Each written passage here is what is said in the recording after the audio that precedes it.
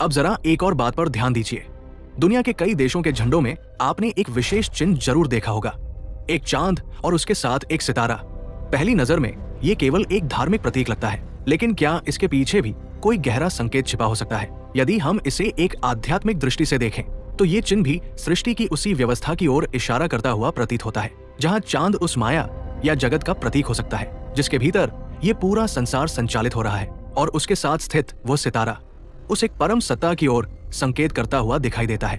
वही परम सत्य जिससे ये संपूर्ण जगत उत्पन्न हुआ है। अर्थात यहाँ भी एक परम तत्व और उसकी बनाई हुई सृष्टि का संबंध दिखाई देता है।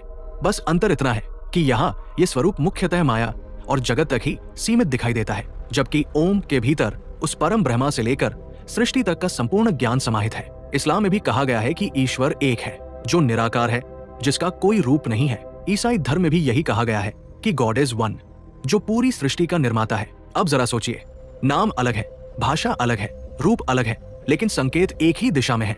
सत्य शायद एक ही है, ईश्वर एक है, मार्ग अनेक है। हमें धर्म के नाम पर विभाजित नहीं होना है, बल्कि उस एक सत्य को समझना है जो हम सबको जोड़ता है, क्योंकि हम सब उसी एक परम चेतना के अंश हैं। और जब ये समझ आ जाती है तो भेद अपने आप समाप्त होने लगते हैं। यदि आप मानते हैं कि ईश्वर एक है तो कमेंट में लिखिए वी आर वन।